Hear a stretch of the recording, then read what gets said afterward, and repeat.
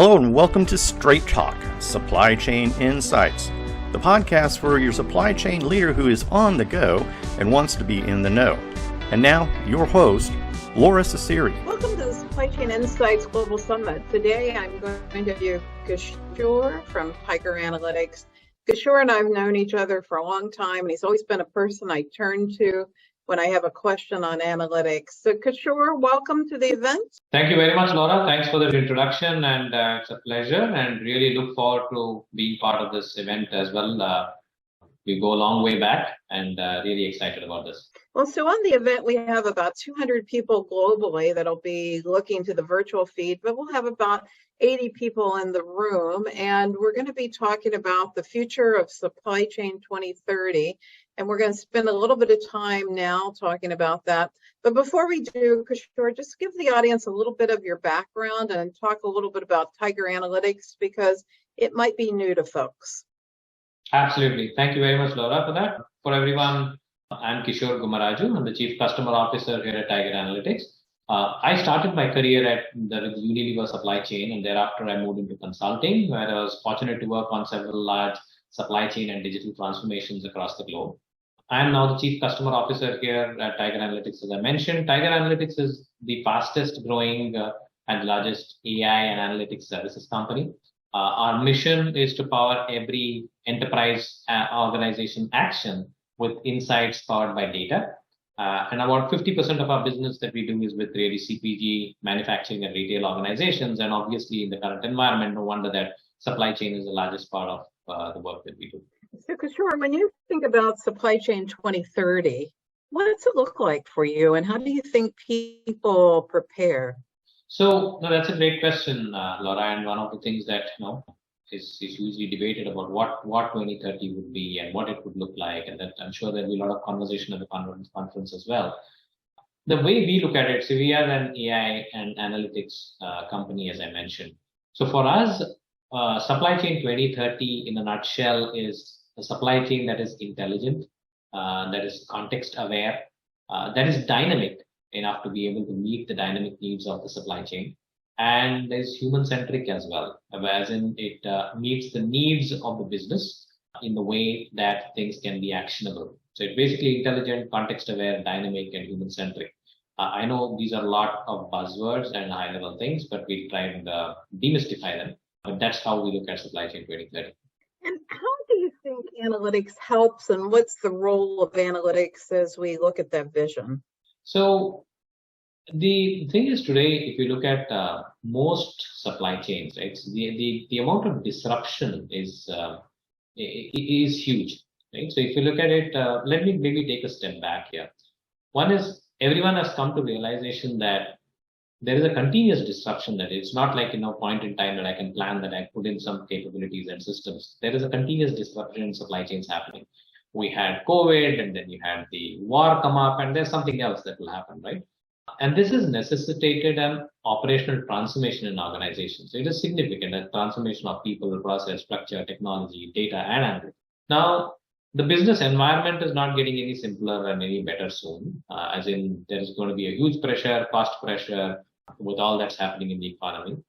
And this is going to be enormously challenging for organizations to say, I'm going to rip and replace everything in the supply chain. At the same time, enterprises have a ton of planning and transactional applications in the supply chain, right? And these are not going away anywhere anytime soon. Even the new modern planning solutions being deployed, in my view, in my humble opinion, are actually legacy of the future. Because you have all these silos, each of these silos saying that, I'm going to bring this control tower or whatever it is to the fore to automate decision making.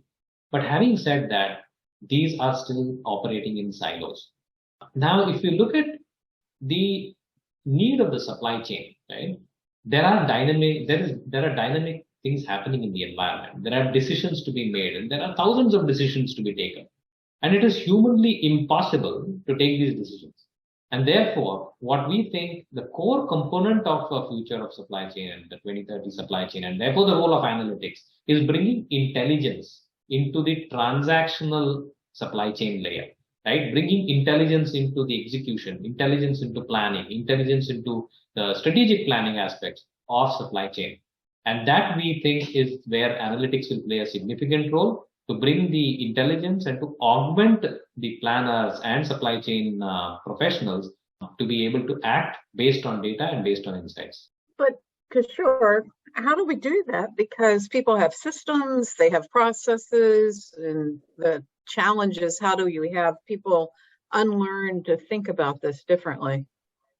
Yeah, so as I mentioned, it is a huge transformation, but at the same time, if you expect to rip and replace everything that exists, it's impossible. It's not going to happen, right? And that I think is the biggest challenge between that barrier that stands in between where we are today and the supply chain 2030. So the key principles, if I look at it, is one is we need to leverage the existing application landscape, right? The transactional application landscapes are what they are. We do not need to rip and replace those.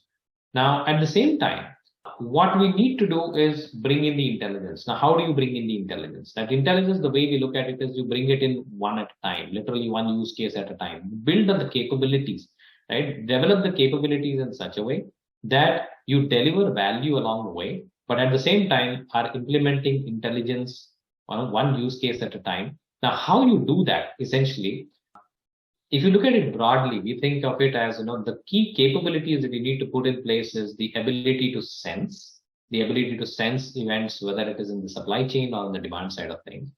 Second thing is the ability to then simulate, saying that based on what I'm sensing, what is it that I expect is going to happen? The third thing is then using that simulation to then recommend an action. And finally, potentially automate an action, right? So if you look at it, sense, simulate, recommend, and act. Now, for this to be able to happen, the key ingredients that you need to put in place is a holistic data model, a data model that evolves with the business needs, right? So you don't need to, again, solve for everything. You don't need to solve for Vardangar. You need to start with specific areas. Like, for example, for a large CPG company, we started off with the customer service area, right? And we've also taken sustainability as another area. So therefore, you evolve the business model, work on those use cases, develop an underlying knowledge graph, build the supply chain ontology, and then develop what you quickly call as the planning master data. Now that planning master data can then start feeding these applications, the use cases, the intelligence that you build, leveraging some of the tool sets. We've developed tool sets which are building blocks for analytics, right? For instance, the data modeling layer, the semantic layer, the tools that help with the analytics and the optimization. So these we are enabling in the form of drag and drop capabilities of a microservices based architecture and a lot of technology, but we can talk more at the conference to help solve for individual use cases, but then establish the capabilities such that it can expand to solve for the remaining part of the enterprise as well, so that you're not ripping and replacing anything, but enabling intelligence as you go, right? And therefore, this is something that we think is the way in which you can deal with this opportunity in bite-sized chunks, rather than trying to rip and replace everything and implement a futuristic supply chain solution. Well, you've been a good student of the work we've been doing on outside-in planning, so I smiled when you were talking. But the challenge is, how do we unlearn to even begin that journey? And what have you found with clients? Because most people can't talk the language of analytics, and their mental models are a barrier. That is a huge part of the problem. And there are different levels, right? So there is an education required at senior leadership. Then there is an education required at the operating managers as well, right? Now, the thing is, and then there is confidence required at the level of execution. Now, what we've seen is that it's important, therefore, to identify stakeholders who are willing to experiment and try the change, right? So you can only build on this by success.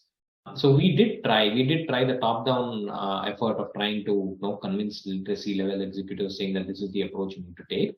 But having said that, we found success in convincing the next layer, the middle level managers and the supply chain functional leads across certain businesses who are more futuristic and who understand, are more detail oriented and are able to understand this path and this journey. Get those champions on and then afterwards use that to build credibility and with the C-level execs, because this is a huge transformation. It's not something that you can just implement in silos in an organization. It needs to be part of a strategic agenda. But the way we are doing it is a use case at a time, delivering value, using that in order to gain C-level acceptance to the roadmap itself. And we are on a journey. I don't think any organization has really completely accomplished this. And we are on a journey, and that's we feel confident based on some of the initial successes that we've had. Well, Kishor, I look forward to seeing you at the summit. I would encourage anyone that has an analytics project that they need a great thinker to reach out to Kishor. He'll be near the coffee pot. And if you're looking at this virtually, just drop Kishor an email, and he is a great person to talk to. Kishor, all the best. I look forward to it, and see you at the summit. Thank you very much, Laura. Same here. We all look forward to being there and discussing. And as I said, this is a journey. We look forward to learning and being part of the journey. And hopefully 2030, we look back and say, wow, this was the Awesome. Thank you.